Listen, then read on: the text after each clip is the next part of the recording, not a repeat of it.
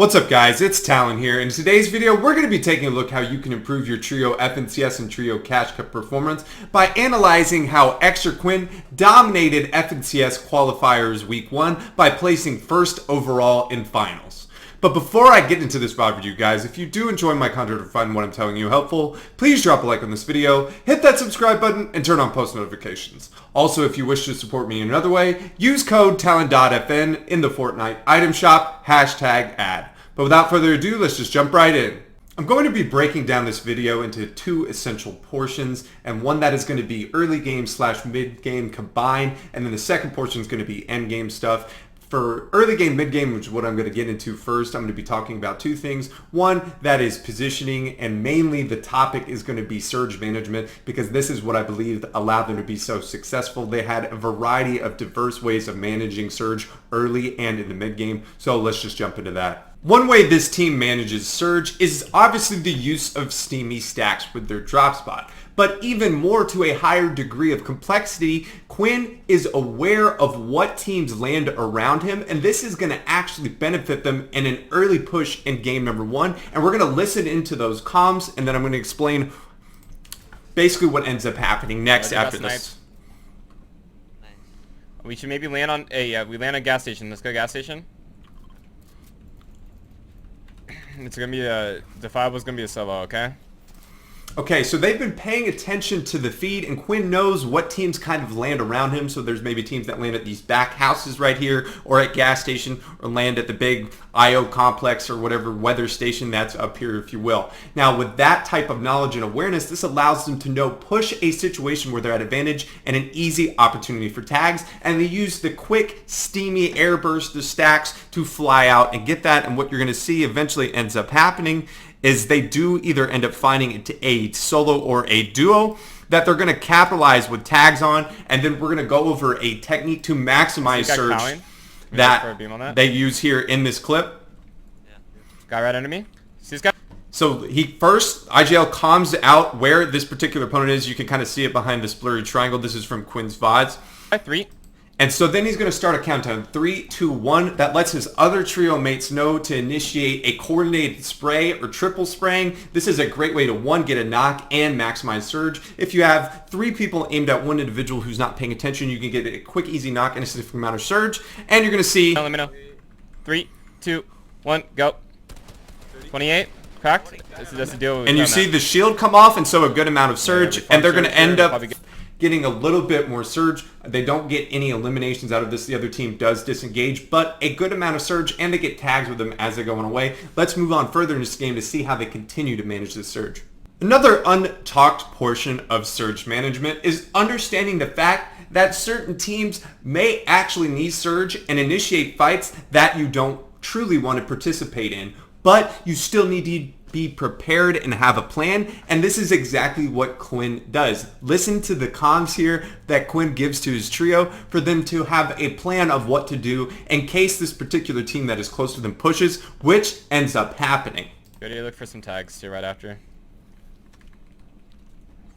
Let's get the orchard right now. Nice, really good. And as you can see, Quinn's trio 227 above.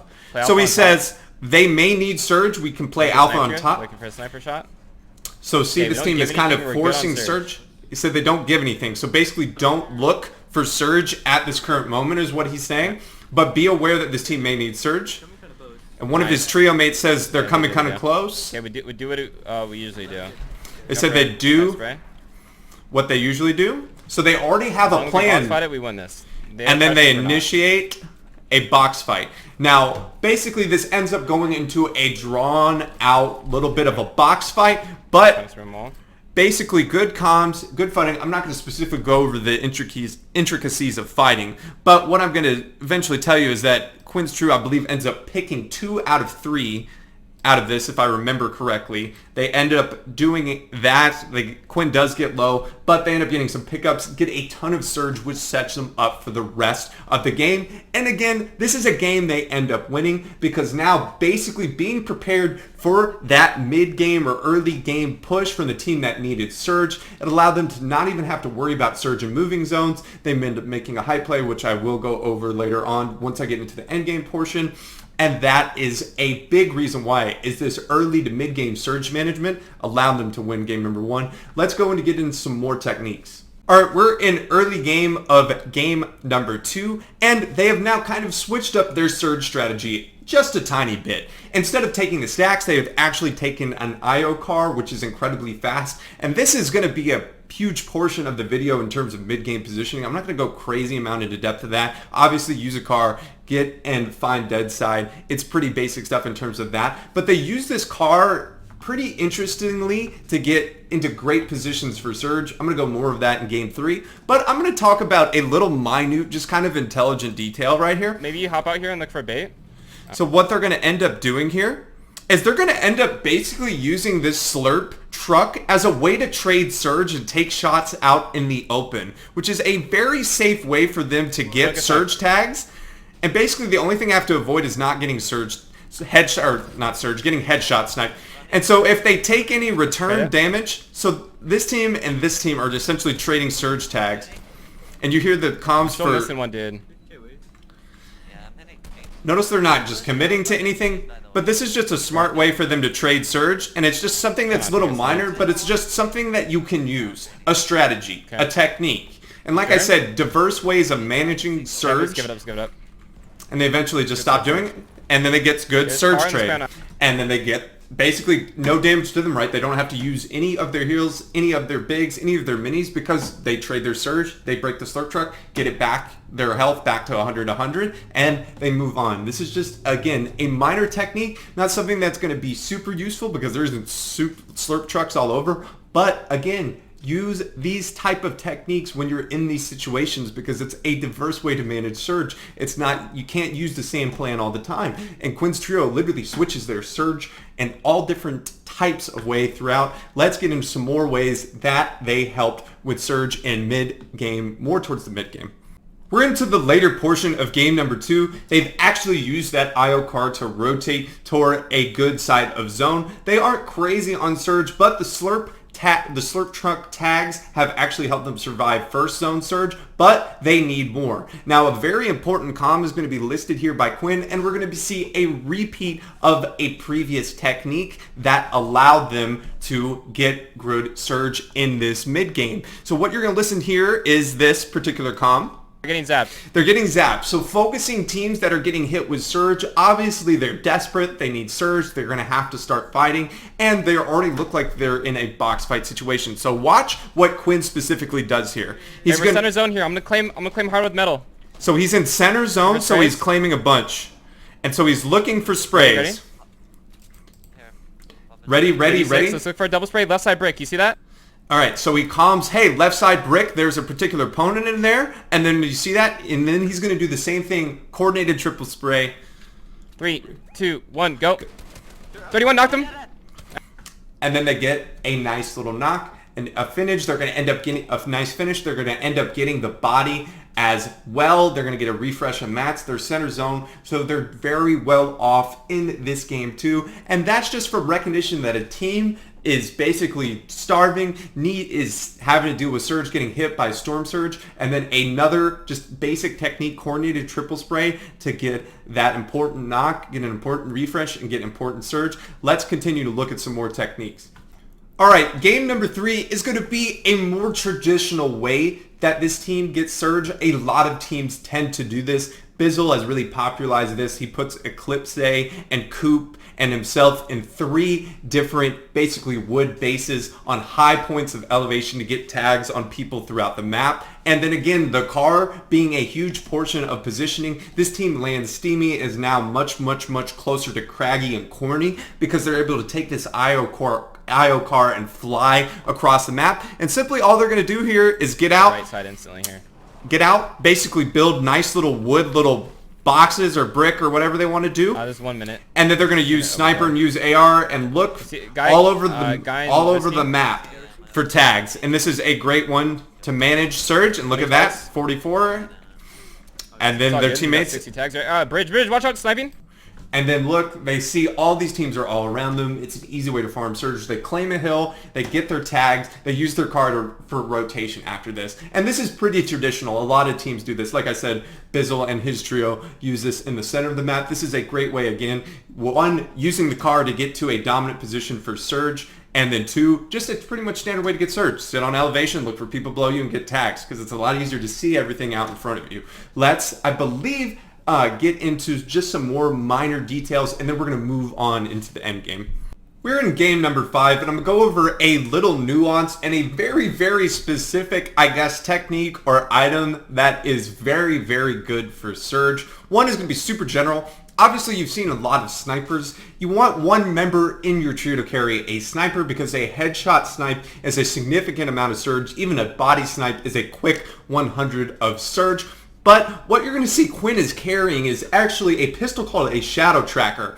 Now, if you remember the recon scanner at the beginning of the season, when you'd shoot on the ground and make basically a big pulsing beam around you that would light up your opponents, the Shadow Tracker basically is, if you get a tag, it puts a little red dot, almost like a shakedown. This is a great way for your teammates to also see what you're shooting at and making your comms incredibly accurate of who you're needing to focus. And now you're going to see kind of a little bit of a wombo combo in this situation, if you will. Quinn is going to actually tag someone with this Shadow Tracker pistol, and then his teammates is actually going to either instantly headshot or body snipe him. We don't really know. The servers are incredibly laggy, and they said they don't even see what damage comes up. But you're going to see right here, get that little red tag, and see, and they see where down body is. It gives a nice little red just indication where that particular body is, and they end up getting the finish as well. So more, and this is more mid-game surge management after they've kind of already got in and more established. This is game number 5. Mind you, teams become more desperate. So you know, you see this is, I believe, this is 3rd zone going into 4th, but this team is obviously been doing well the entire tournament. A lot of these teams are not, so they're just basically cycling, fighting off spawn to get more points to try to still claim and claw their way back. But again, you saw this technique right here on display. Shadow Tracker, a very just specific, minute weapon that makes surge a lot easier. It lights up your opponents, and that allows for coordinated sprays to be really, really good as well. Something very, very specific, but just wanted to show it because, again, diverse uses of surge management is what allowed this team to dominate this tournament and place first overall. Now, I believe we're going to start getting into the endgame portion and the endgame tactics that this trio uses that allows them to, again, dominate in the endgame.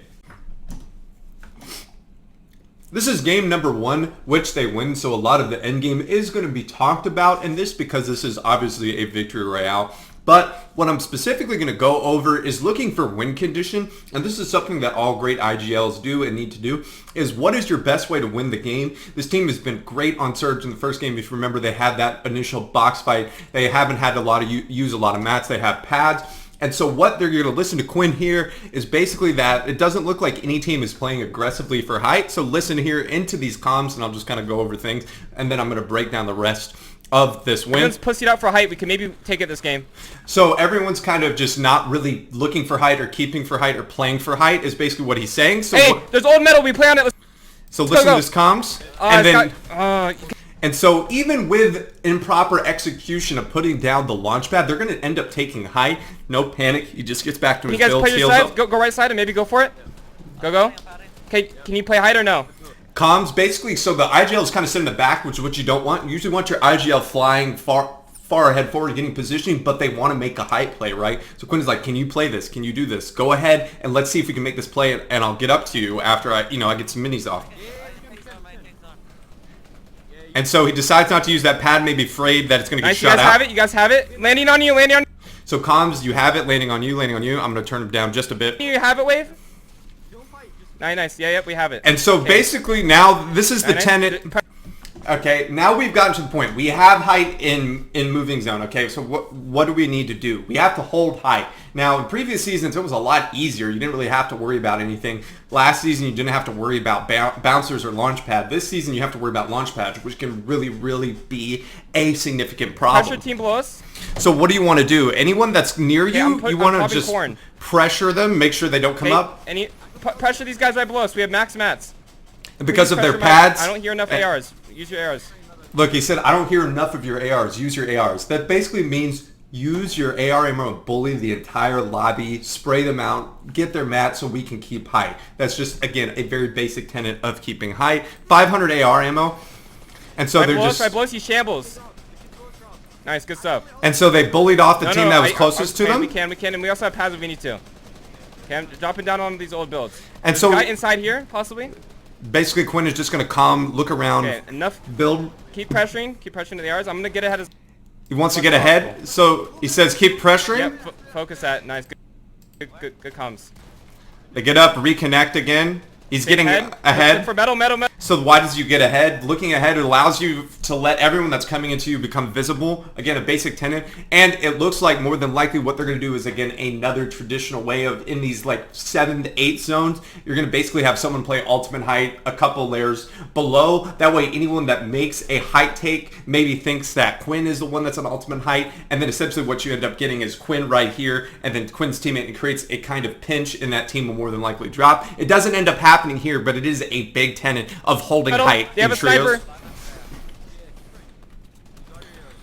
Okay. And as you can see, they're cool up there. You saw it for a little bit. We're only looking at Quinn's, but you see a building in that wood right above the lair. That's what I'm talking about. Reconnected. He's reconnecting. Right under us. Focus. They're box fighting. He basically says right under focus box fighting, and then just look, AR pressure, reload, AR pressure. Just anyone that's building at all. Keep pressuring. What team below us? It just tells him keep pressuring, and he's trying to connect. Nice pressure. We're going to non-stop pressure the SWAT team now. They said just non-stop pressure, triple spraying anyone that you see. So you hear him calm say pressure, we're going to non-stop pressure. And basically you're going to notice these shots don't really have a purpose other than just to get people off away from their high ground and to maybe get some eliminations. Okay, where's that pole? Pulls back. Look, spray till there's no more ammo, and then continue. They're dropping. Doesn't stop, and then you can see Cools above him playing ultimate height. Staying ahead. Okay, can I get someone's hard mats? I'm out of hard. Good comms. Comms for Quinn. Okay, he's used all his hard mats, so he needs those people. I'm ahead of Tart. The only person that's really been building is Cool up on ultimate height. And he's been using wood, so they just use...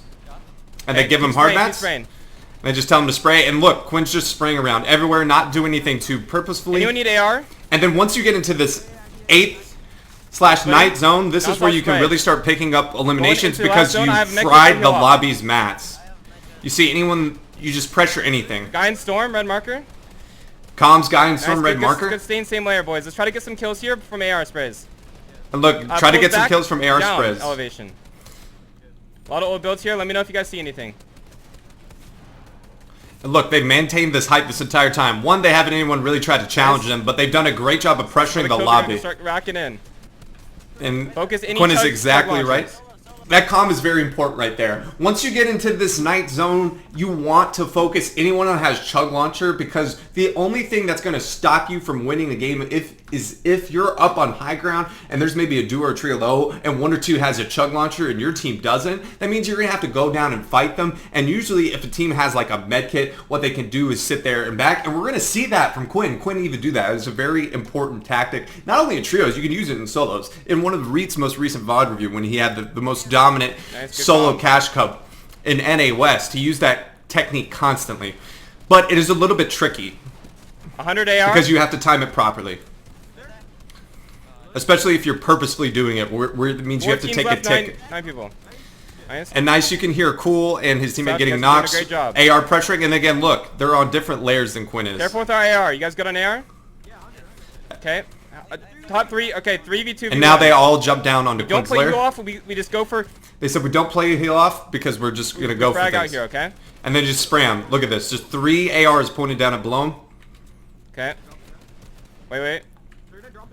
So what ends up happening here, you notice how his team just started spraying his builds? He was like, wait. Just a minor thing. So they say chug launcher. Keep griefing. Dropping. Dropping. So they're dropping closer and closer. I can medkit heal off. And so he's going to medkit heal off. So what's going to end up happening here, he's going to use that medkit now. He didn't intentionally take a tick. He just already was that the way his HP was. Drop below me. So they basically comment, hey, drop below me so I can come and take this on ultimate height. And so he makes sure, now timing this can be, you want to make sure that you take it towards the front of the circle. I know it's really kind of hard to see, especially when he's 92, so he's already taken that one tick. You want to make sure that you get it off. Now you got to know also if you mess this up to just stop it and go to zone. But if you practice, this, so he gets up ahead, and so he knows he got it at 8, right? So 7 just below. You can see that he got it. And then now it's a 3v1. What's going to end up happening? Quinn's going to get his first elimination right here. Rain, 33 twice. They got him. Let's go. Come on, bro. And the excitement. First game, fantastic height play. Recognize, and then they just did a great job of holding it. They held it with pressure. We saw the execution of a medkit play, and then a pretty standard tenet of trios. Ultimate height as opposed to everyone staying on the same layer, especially crucial in this season with launch pads as opposed to previous seasons when there wasn't great amount of threats. Bouncers were definitely a threat. Launch pads, obviously a gigantic threat to height. So you have to be aware for that. In a great way, they just bullied that whole lobby, just used all of their AR pressure. They just were comfortable. They took height in first moving and they never let it go. And that's an easy victory out. Let's get into some other games and look at some other endgame tenets that really allowed them to continually place in the upwards top 5, top 10 region. The next aspect I want to talk about is pre-edits. And so what do I mean by pre-edits? It's basically when you edit the top 6 tiles of your blueprint, your 2 teammates spray, and then you replace a wall that is basically not in front of you, but essentially 1 box away from you. Gives you a nice wide open angle to shoot, and most opponents will then try to build the wall in front of them, but can't because it's only a very little bit is visible. Now Quinn is going to actually do it here as a solo and cut this off, but this is a technique you can use for fight coordination in trios, and it's incredibly common. There was actually an instance where a team was doing this to another team that Quinn got to witness, but it wasn't a big facet of the VOD review, so I didn't talk about it. But this is a technique you can use, and Quinn is going to actually demonstrate it as a solo. This is kind of like a clicks peak. Clicks kind of popularized doing this as a solo. You're going to see it right here. So notice he's going to heal up. I'm going to look for a pump for us. He's going to look for a pump. And then right there, notice how he makes that wide, nice 6 tile edit, and then he's going to catch an opponent run through. Got a pump, dead. Free elimination, and he needed that for Surge, and he's just fortunate enough to get elimination. But you can do that type of technique coordinated with a double spray. You have one sitting behind a wall, holding that wall, and then you have the other 2 that are spraying. That's a wall it replaces, and the people on the other side who are holding the wall are either in trouble or, you know, if they're fortunate enough to be holding it. But if you coordinate, especially against like a weak structure like wood, it should just be absolutely lethal. And there's also a clip of Boga's trio getting absolutely obliterated by this by one of the teams in FNCS qualifiers on Aussie's TikTok. If you're truly interested in seeing a more in-depth use of team coordination of that, let's continue to get into more of these techniques. What I'm going to show now is pretty much just a basic tenet of what a good IGL can do, and it's claiming. And what I mean by claiming and what Quinn means by claiming is claiming space and essentially cutting off the people that are already ahead of you or to your sides. And this is going to allow them to either control, whether they want to control the lateral side or if they want to cut off into the middle. If you watch the most recent qualifier, you're going to see a particular clip where Avery and Boga's trio essentially goes and literally whatever low layer they're on cuts off every single team, makes an entire, basically makes a horizontal cut and cuts all his teams off so that Boga's trio can control that space and get impacts and basically just make life miserable for anyone on that lower level. But just, we're going to see it right here. You're going to see him come. Okay. Over second height. Can you? We got to all drop right side. Get a good thing. Recognizing their second height, don't have a lot of mats, right so they're going to drop. All drop right side. Claim. So basically, what am I doing? I'm claiming. They're taking Storm even to claim here, right? That's part of it. We don't need to fight. We don't need to fight. Claiming. And then claiming. Extra loot in the so he's cut off this team now, right? This other team isn't going to want to go out there. And then they've now claimed this right side. It isn't a big reason why they do well in this particular game. This is a 9th zone, but let's say you're in 5th and 6th zone. This is something you need to be doing if you're the IGL/Tarper person that's leading the charge. Just look at ways to claim layers, claim space. It's a very basic tenet, but incredibly important. Let's look at some other stuff in the game that allowed them to be so successful. Kind of last thing I want to talk about here, it was a very, very nice, basically what I'd like to call a tarp dive or something, a coordinated attack on someone else's tarp, like recycling a tarp, but not truly recycle it, because there's opponents that are still building out of here. And I'm going to talk about a very minor facet, because what Quinn capitalizes on in this particular tarp, he immediately basically what that team could have prevented if they had just simply done this specific aspect. He prevents it instantly. Just obvious, just game sense off the charts right here, and I'm just going to talk about it. It's not something you always want to do, but 120 builds, they're on a low level of congestion. I think they milked like a top 6 out of this particular game as well. It hasn't been they're just the most pretty game, but they're going to get a huge impact here, and we're going to just listen in. Alright, nice, please. Okay, there's a guy ulti low and so he does get some mats from his teammates right there. I apologize. Watch your right. Alright. So calms that he gets his right. Watch right. Blocks it off. Now so he goes, follow this tarp on me. And so basically, if you're going to tarp dive, you're going to want to do it as a trio. 3. So basically, look, they've recycled this tarp, but it's in wood, right? It's in wood. So what are they going to do? They're going to do a coordinated triple spray, which I've already talked about extensively in the Surge method. But this is, again, using just a trios technique that works throughout, even in the end game. Now, none of this is theirs, but they're in a tarp. And so what they're going to end up doing here... 2, 1, go! And they only are blocked up by one. They get a knock. Block off her back. Wait, block off her... And look at that comp. Block off her back. Block off her back. Block off her back. That's exactly what I'm talking about. The team actually did block off their back, but they did it with wood. Block it off her back. Look, and then Quinn makes sure he does it. And what does Quinn do it? Quinn does it in brick, a much harder material for a team that's maybe sneaking through. Nice. Game end. Okay, guy to our left or right. We have so many mats. And then basically they claim, and then they start using their mats, get the refresh, and they got the person who is knocked down for more additional surge, which they're not going to need now in moving surge. Get a refresh of mats. They're going to then melt this game. So again, just one coordinated spray, and when you tarp dive, do it together. And then if you're in someone else's tarp or you're in a situation of basically creating a wide tarp, make sure to block off your back in hard mats. And again, we just demonstrated why that team got fried. Quinn does it. Maybe didn't have a team behind them, but if there was, a little bit more difficult to triple spray. You can't really triple spray it really at the back of zone where any team was anyways. Just something, just again, that you can incorporate into your trios gameplay. But that is going to do it for today's VOD review, guys. I hope that you did enjoy. If you did, please drop a like on this video, hit that subscribe button, and turn on post notifications. And I hope I'll be seeing you in the next one. Peace.